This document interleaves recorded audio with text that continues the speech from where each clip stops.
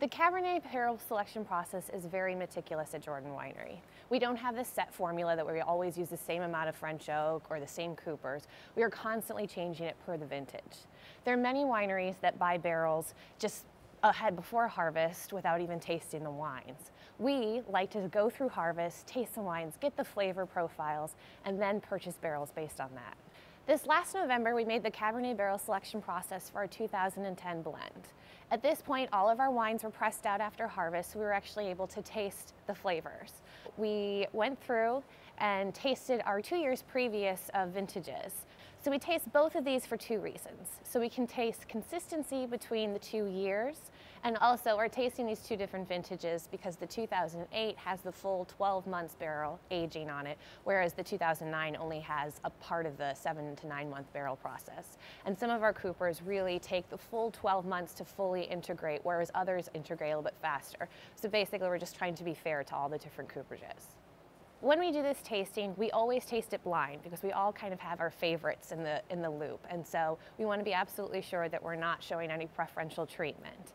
After tasting and discussing each barrel and the profiles and the quality, we flip over the page and look at actually the coopers and see who's still on top and who's not quite making the cut. If we find that we have a problem with a particular cooper and it's not giving us the flavor profiles that we're looking for in the oak, then we either cut their order back or we'll invite them to come in to taste with us to see what they suggest. Sometimes it's a matter of tasting, just trying a different barrel or a different toast level, and then we'll work with them and bring those barrels in at a much smaller amount and try those out for future years. I think a lot of coopers are very surprised about how we go from year to year, and it's not just, oh, we have a long-standing history with this company. It's all about those last few vintages and how they're really performing that way. When trying to decide whether or not we're going to use more French or American oak, we really look at the general profiles of the two types. A French oak, it tends to be a little bit softer, a nice vanilla, and just a easier integration. Whereas American oak, you get a little bit more like vanilla extract, the coconut, and almost more of a sweetness, which is a great component, but for our style, we'd like more French than American oak.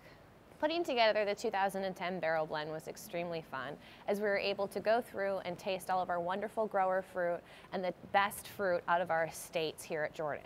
The wines went perfectly together, so we really didn't have to keep a lot of lots separate for the aging process. So it was easy for us to pick the barrels this year, as there was so much fruit and so much structure that we thought, let's do a little bit more French oak and have the oak support the fruit and not the other way around.